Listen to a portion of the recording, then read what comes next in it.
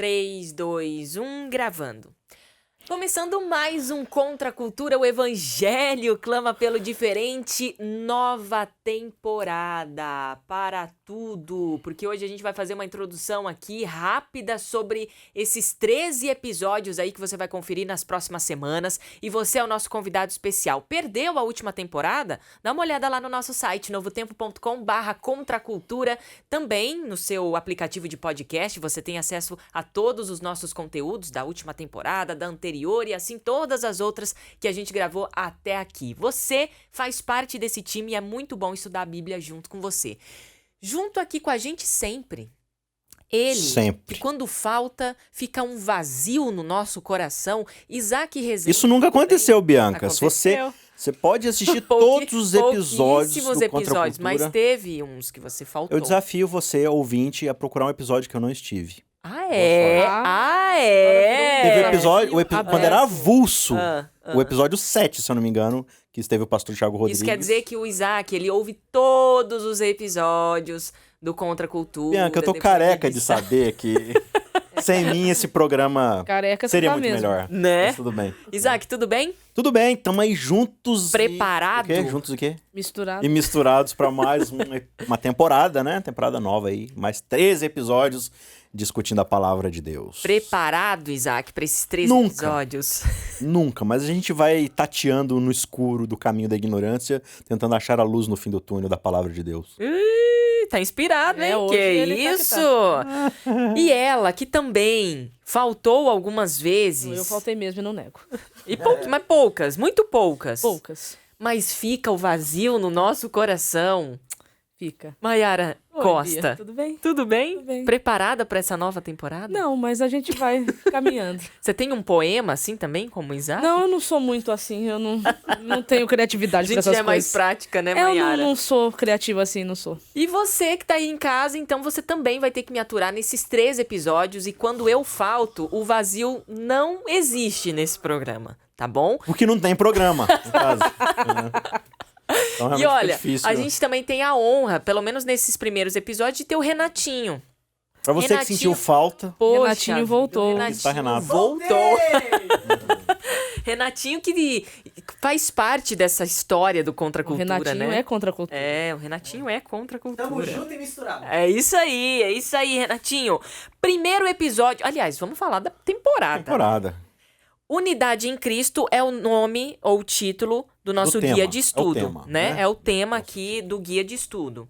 Mas aqui no Contra a Cultura, venha a nós o teu reino. Esse trimestre, esses 3 meses aí, a gente que até vai... o final do ano. Até o final do ano. A gente vai conversar sobre a unidade do reino de Deus. O que é unidade em Cristo, né? O que significa estar unido em Cristo, povo unido, o que significa isso?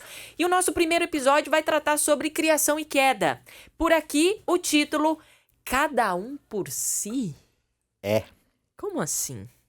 Já começa errado quando você tem que falar cada um, né? Porque o que a gente vai aprender aqui nesse primeiro episódio é que o propósito de Deus é que não existisse indivíduos no sentido de individualismos. Não existe o si, planeta existe Terra, o né? nós, Isso. que é a temática aqui, é o tema, é o título da nossa temporada. Venha a nós o teu reino. E o E nosso... assim, Bianca, para ficar claro pro nosso ouvinte, a gente pode estudar qualquer tema aqui, né, Maiara? Qualquer tema. A gente pode estudar unidade em Cristo, a gente pode discutir santuário, ou a gente pode discutir Apocalipse. Por onde a gente começa, Maiara? Sempre pelo começo. E este começo, a saber, é o Gênesis, né? Então, Não tem como você querer fazer um estudo sério da Bíblia se você ignora Gênesis 1 e 2. ignorar E 3. o livro de Gênesis. Não tem como. Inclusive, a gente falou isso quando a gente estudou Apocalipse, né? Que às vezes a gente já vai direto para as profecias, Sim. mas sem saber o que tem fica, antes. fica incompleto. Fica incompleto. Então, eu diria que um estudo bem feito do livro de Gênesis, para você continuar estudando a Bíblia depois, vai ficar fácil, porque ali tá todo o background Sim. da história, né? Porque, veja, Gênesis 3, vamos colocar ali Gênesis 4. Gênesis 4 até Apocalipse 20 é como o planeta Terra não deu certo. É todas as porcarias que aconteceram no universo por causa do capítulo 3. E o que é o capítulo 3? O capítulo 3 é mostrando o ser humano em motim aberto contra Deus, ignorando o quê? Os capítulos 1 e 2, que são o quê? A vontade e o propósito original de Deus para a humanidade. Então veja, se você quer saber como Deus queria que as coisas fossem, é só ler Gênesis 1 e 2. Ali está a descrição de Deus para a perfeição do planeta Terra, da humanidade, do universo, né? E aí, Gênesis 3, a gente ignora isso cabalmente, a gente fala, vamos fazer do nosso próprio jeito. É cada um por si, certo? E aí você vai ter todas as consequências no decorrer da Bíblia e como Deus vai fazer para poder resolver esses problemas, certo? Então, assim, já que a gente vai falar agora de unidade, e esse é o tema, o que Deus queria em termos de unidade para a humanidade e para o planeta Terra? Então a gente tem que ir para Gênesis 1. Bora para Gênesis 1, então? Gênesis 1, a partir dos versículos 26 e 27. Que aqui é especificamente a criação do ser humano, né? Propósito, o que Deus queria com a criação dele, né? Então leia. Então disse Deus, façamos o ser humano à nossa imagem. Ele será semelhante a nós. Dominará sobre os peixes do mar, sobre as aves do céu, sobre os animais domésticos, sobre todos os animais selvagens da terra e sobre os animais que rastejam pelo chão. Assim, Deus criou os seres humanos à sua própria imagem. A imagem de Deus os criou. Homem e mulher os criou. A gente já poderia aqui, só nesses versos, ficar um episódio inteiro discutindo e não ia dar tempo, né? É porque é muito profundo o que está acontecendo aqui, né? A gente tem um capítulo inteiro falando de como Deus preparou esse mundo para receber um casal que seria a sua imagem e semelhança. Isso também já daria muito Que responsa, né? Mas o que chama atenção é que tem muitas teorias, né? Sim. Que rodam e circulam Só dentro, esse façamos né? a nossa imagem e semelhança, você Dá já muita tem discussão. séculos de discussão teológica Aí sobre o que tem isso gente, significa. mas Moisés foi legal porque ele explicou, porque o verso, pelo menos para mim, ele é autoexplicativo. Claro, assim, você não vai querer ficar entrando em mérito Pelo menos a primeira camada do de verso, né? aparência, se é aparência física, Se é essas braço, coisas. Não é perna. isso que o texto bíblico está se preocupando em informar. Ele está informando que a humanidade criada seria imagem e semelhança de Deus ao exercer o seu domínio sobre este planeta. Mas tem a ver com caráter, né? Tem a ver com Tem a ver a com essência. uma representatividade com a função. Por exemplo, a palavra imagem aqui, façamos no homem a nossa imagem. Essa palavra imagem, ela vem do hebraico tselem. Tselem quer dizer ídolo. Então, assim, quando o ser humano ia lá e pegava um pedaço de pedra e esculpia uma divindade ali, chamava, essa divindade aqui é Baal. Essa escultura se chamava tselem, imagem, é uma imagem de um deus. Por isso que Deus vai falar, não façais para ti o quê? Imagem de escultura, ou seja, não é para você tentar representar em um objeto físico aquilo que é transcendente. Só que Deus já fez para si uma imagem, ele já fez, digamos assim, um ídolo no sentido semântico da coisa. Porque no ser humano Deus vai representar o seu caráter, os seus traços. Então quando o ser humano olha para outro ser humano, ele vê os atributos divinos, ele se lembra de Deus. Agora tem uma outra coisa muito importante aqui, porque ele diz assim, ó, também disse Deus, façamos. Está na plural. primeira pessoa do plural, Aham. certo? Então isso já dá a ideia aqui de que a gente não está falando de um Deus que é um indivíduo no sentido individualista. Quando você estuda a doutrina da Trindade, e esse é um dogma cristão, né? Você vai entender que Deus, através de toda a Bíblia, se manifesta como Pai, Filho e Espírito Santo.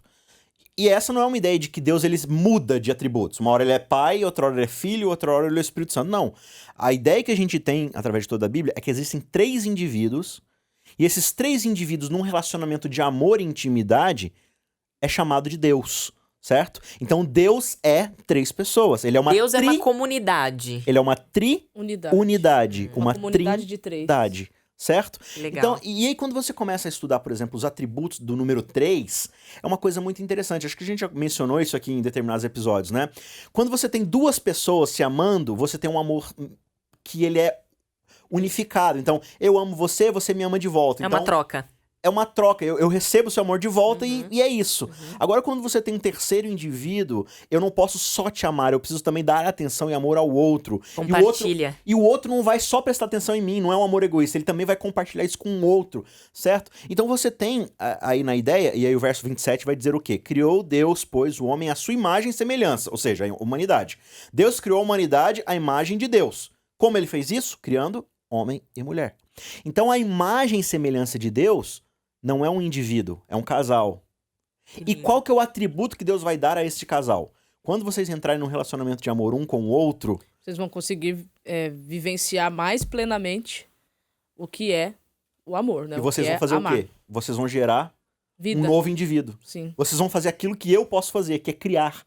Claro que, assim, debaixo de todas as proporções que um ser humano Claro. pode fazer isso, é o poder de Por Deus. isso que é imagem tudo e mais. semelhança, não igualdade. Mas a né? ideia é de que juntos, homem e mulher, num relacionamento íntimo de amor, eles vão procriar, digamos assim, certo? E aí você vai ter ali, né, uma trindade. Homem, mulher e filho, né? É bem legal porque aqui a gente já começa a entender o propósito de Deus de que o casal seja realmente uma dupla, seja uma comunidade e não meramente dois indivíduos separados, né?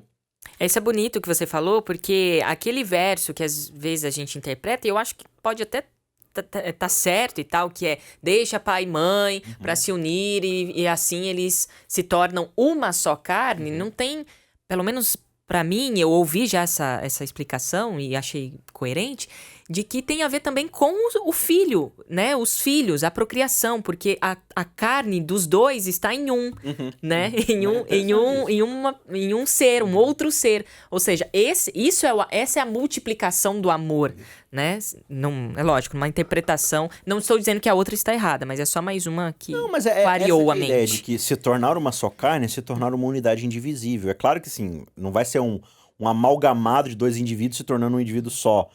Tem essa ideia da procriação e tudo mais, mas a ideia de que justamente nessa unidade dos dois terem o mesmo propósito, os mesmos anseios, os mesmos sonhos, vivem para a mesma coisa, e quanto mais esse amor é aprofundado perfeitamente, você vai ter o fruto disso daí, que é a criação de novos indivíduos debaixo desse relacionamento de amor, né? Isso é fantástico.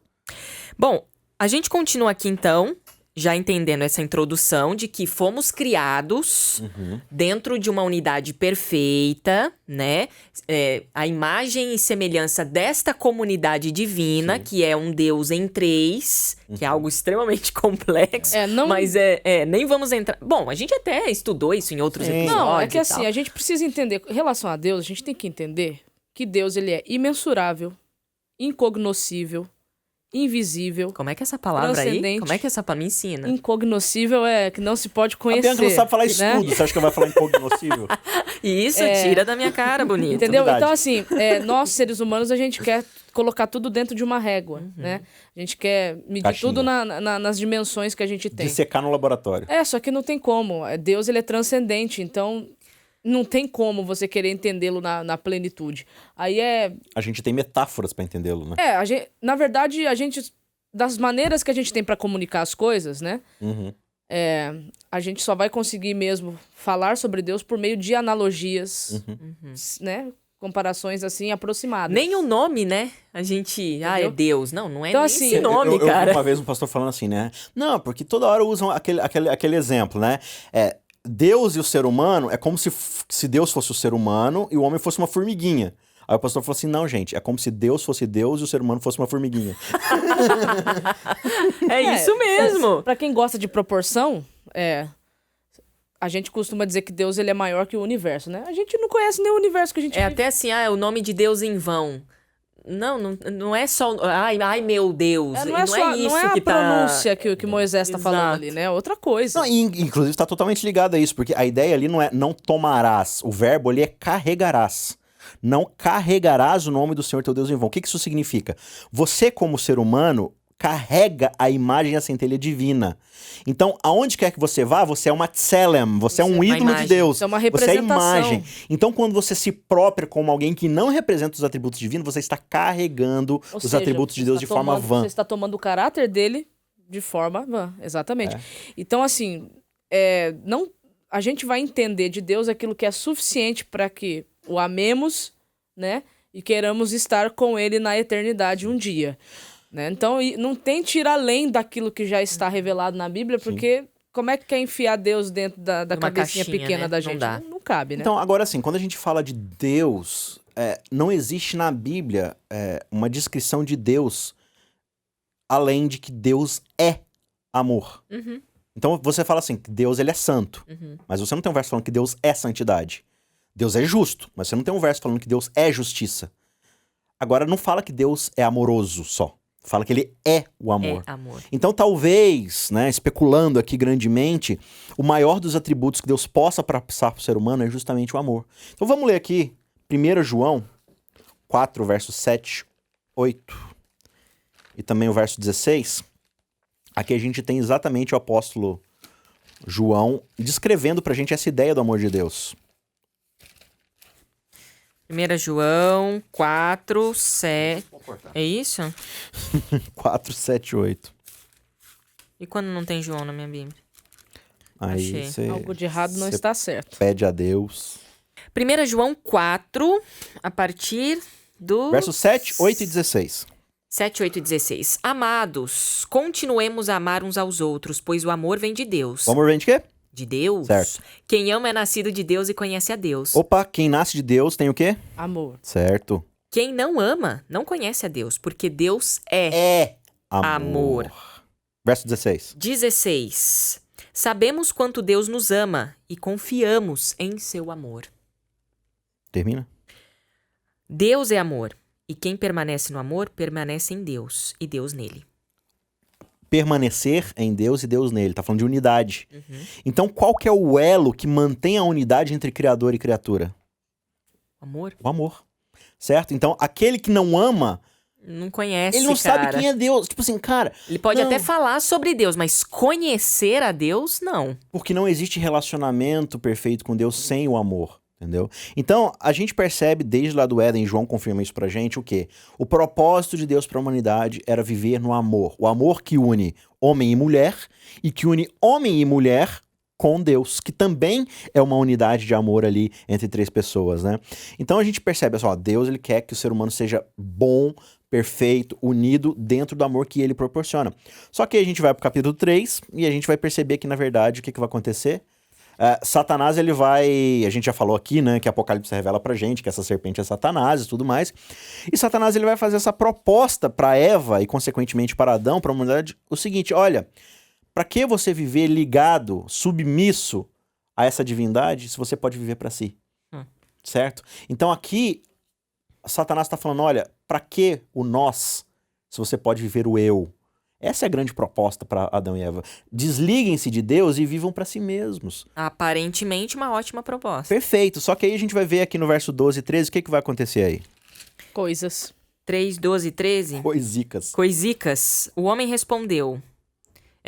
3, 12, né? Isso. O homem respondeu, foi a mulher que me deste. Ela me ofereceu do fruto e eu comi. Ó, a briguinha, Não, é que assim...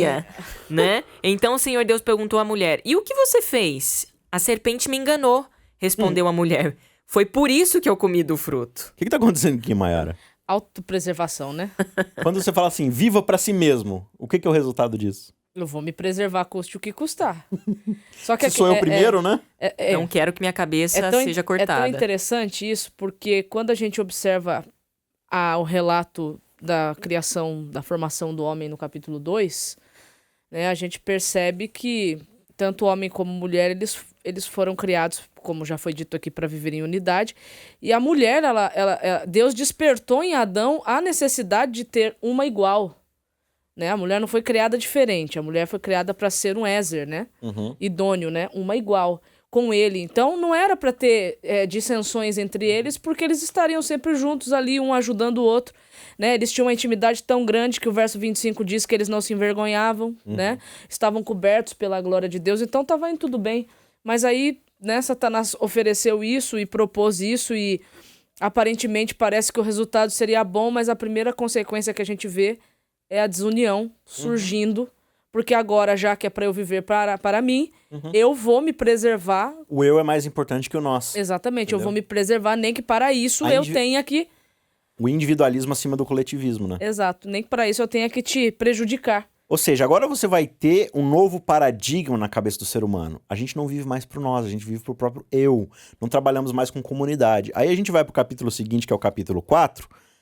E é interessante lembrar que no verso 16 do capítulo 3, a maldição que a humanidade vai receber é que o gerar novas pessoas... Vai ser algo doloroso, né? Não vai ser mais uma coisa prazerosa, vai ter dor. O multiplicar não vai ser... Não vai ser mais, assim, aquela tranquilo. coisa, né? A consequência do pecado veio, né? Sim. E assim, claro que aqui ele provavelmente está falando especificamente da dor do parto, Mas isso se aplica também ao ter o filho. Ter filho é doloroso, porque, tipo assim, você cria ele e aí pode dar um monte de coisa errada e nem necessariamente você vai ter união numa família e tudo mais. E a gente já observa isso no capítulo 4, né? Se você ler aí do verso 1 ao verso 15 da sua Bíblia, você vai lembrar daquela história lá onde Caim e Abel resolvem fazer uma oferta, né? E aí Abel, como era pastor, né, ele leva uma ovelha para poder fazer o sacrifício de sangue, uma oferta de sangue ali. E Caim resolve levar o fruto da sua terra e tudo mais. E assim, existe uma grande discussão aqui, e aquela aplicação, que até Ellen White faz essa aplicação, né, de que um tá levando o sangue do cordeiro, que é a redenção, e Caim, ele não obedeceu a Deus e tal. Eu entendo toda a discussão, é uma aplicação válida, mas existe um outro problema mais profundo e complementar aqui do capítulo 4, que na verdade é o coração de Caim que é o problema. Caim não estava ofertando seu coração, diferentemente de Abel. Tanto é que quando Deus, ele vê que Deus se agrada da ideia de Abel de tentar ser um com Cristo novamente, com Deus, ele fica com muita inveja e ele se vira contra o seu irmão e fala assim, se ele está tendo essa vantagem, eu vou contra ele. E aí a autopreservação fala mais alto de novo e ele mata, ele assassina o seu irmão. Então esse vai ser o paradigma agora que vai orientar Ou a seja, humanidade. a gente teve uma briga de casal, agora a gente tem uma briga de irmãos, e depois, ao longo da narrativa bíblica, a gente vê uma briga... Lê o capítulo 6, verso 5 aí pra gente. Capítulo 6, 5 de Gênesis Isso. está dizendo o seguinte: o Senhor observou quanto havia aumentado a perversidade dos seres humanos na terra e viu que todos os seus pensamentos e os seus propósitos eram sempre inteiramente maus. Quando você lê o capítulo... Ou seja, propósito Deu lá ruim. de Gênesis... Não deu ruim. De Gênesis O- 2, O já negócio era, começou cara. a entrar em uma queda, Uma né? espiral descendente. Isso. Mas assim, é interessante porque em Gênesis 4 e 5 você tem duas genealogias que são trabalhadas aqui. Você tem a genealogia de Sete, que é uma genealogia que se levanta em favor de restabelecer aquilo que foi criado no Éden, Buscar ao Senhor. né? Buscar ao Senhor. E você tem a genealogia de Caim, que tem por objetivo de vida Viver pra si. viver para si, ou seja, ir contra tudo aquilo que foi estabelecido no Éden. Então Deus vira e fala, eu não quero que as duas descendências se misturem, mas não é o que acontece. No capítulo 6 você tem a mistura das duas descendências, né? Que são chamadas aqui de filhos de Deus e filhas dos homens, descendentes de Sete, descendentes de Caim, e aí a humanidade entra num estado tão Cara, mal como está descrito no verso 5 aqui. Que massa entender esse comecinho, porque a gente vai entendendo todo o desenvolvimento e desenrolar da história, né? Depois que a gente tá com um tempo um pouco avançado, só vamos lembrar do episódio de Babel também, Claro. que é outro, né? Que ali representa exatamente a incapacidade do ser humano de viver em coletivo, né? E, de novo, é a mesma ideia lá do Gênesis 3 de vamos nós subir até o céu e vamos nos colocar no lugar de Deus, vamos depender só de nós mesmos, autopreservação, né? Mas aí a gente vai pra Gênesis 12, é o chamado onde de há Abraão. uma promessa Sim. de assim, não, gente, vocês não estão entendendo. Tá Então, indo, rapidinho, tá você vai indo, ler. deu ruim, né? Você vai ler pra gente os versos 1 a 3. E qual que é o contexto disso? Que é o chamado de Abraão. Veja, em Babel você tem a dispersão de vários idiomas. E se você ler ali o capítulo 10 e 11, você vai perceber que 70 famílias se dispersam ali de Babel. Ou seja, você vai ter a criação de 70 nações, cada uma com seu idioma, com sua cultura. E no meio de todas essas nações, você tem a terra de Ur dos Caldeus, onde está a família de Abraão, que é descendente de Sem, né? Que é um dos filhos de Noé. E ali, Deus vai falar assim, Abraão, é o seguinte, tem um monte de família espalhada na terra e tá cada um vivendo para si e nenhuma me busca. O que eu quero de você, Abraão? Então vamos lá, Gênesis 12, 1 a 3. Tá dizendo o seguinte: o Senhor tinha dito a Abraão: deixe sua terra natal, seus parentes e família de seu pai, e vá à terra que eu lhe mostrarei. Farei de você uma grande nação e o abençoarei, e o tornarei famoso, né, conhecido, e você será uma bênção para os outros. Abençoarei os que o abençoarem, e amaldiçoarei os que o amaldiçoarem. Por meio de vocês, todas as famílias da terra, todas as famílias da terra serão abençoadas. Então, aqui você vê exatamente essa ideia. Falou, Abraão, tá todo mundo disperso, tá todo mundo vivendo pra si, você tem várias fake communities, né, vivendo pra si, mas em ti eu quero mostrar pra humanidade o que acontece quando pessoas vivem não pra si mesmas, Sim. mas pra um chamado, pra um propósito maior, né? É interessante que, por exemplo, esse convite, né, sai da tua terra, né, da tua parentela, isso era algo totalmente estranho naquele contexto cultural. Aquilo representava que você estaria deixando para trás toda a segurança financeira, estabilidade, conforto, um nome, para ir, sabe-se lá Deus para onde, porque ele também não sabia para onde ele iria, né? E também ensina que bênção, né, biblicamente falando aqui, dentro desse conceito, não é um fim em si mesmo, mas é um meio de você poder alcançar e abençoar a vida de outras pessoas, né? Então, em Abraão, Deus estava querendo reerguer, reestabelecer o plano original estabelecido por ele lá no Éden, perdido, né, por causa da entrada do pecado. E começa ali com Abraão, então, o plano de Deus de colocar um povo, né, como o seu representante. Como é que é isso? Isso. Já começa aqui com É Abraão. o chamado de Deus para que a unidade que foi estabelecida por ele por meio de Adão e Eva, né, aquele tipo de comunidade, aquele tipo de reino possa ser novamente vivenciado na Terra. Então a gente vê aqui a origem de Israel, já Israel, começando. Então essa é a grande ideia. Israel vai ser uma nação que ela vive completamente de forma contracultural, digamos assim, né? Ela vai viver no paradigma oposto ao que a humanidade está acostumada com o pecado, ou seja, vai ser uma nação que não vai viver para si, claro que a gente está falando aqui da expectativa, né? Então, Salmo 67, versos 1 e 2 resume isso de forma muito brilhante. O salmista diz assim, versos 1 e 2, seja Deus gracioso para nós, ou conosco, e nos abençoe e faça resplandecer sobre nós o seu rosto, ou seja, que a imagem e semelhança dele brilhe fortemente em nós, para a gente poder revelar isso para as outras nações, para que se conheça em toda a terra o teu caminho, e em todas as nações se apresente a tua salvação. Israel vai ser esse canal do brilho da glória de Deus, do nós, da trindade, para que as outras nações falem, olha, tem um jeito diferente de viver, que não é para nós, não é para mim, né? É pro nós aqui, nesse relacionamento com Deus. Então a expectativa divina ao chamar Israel é que Israel pudesse ser essa bênção e pudesse abençoar as outras nações, mas a gente vai ver no próximo capítulo que A narrativa se estende, gente. Olha, tá muito, muito, muito legal esse estudo, porque já de início a gente viu que Satanás tentou tirar uma dinâmica linda dessa união. E é dinâmica mesmo. A coisa vai girando ali, é bonito. Quando você vive só pra si, não tem dinâmica.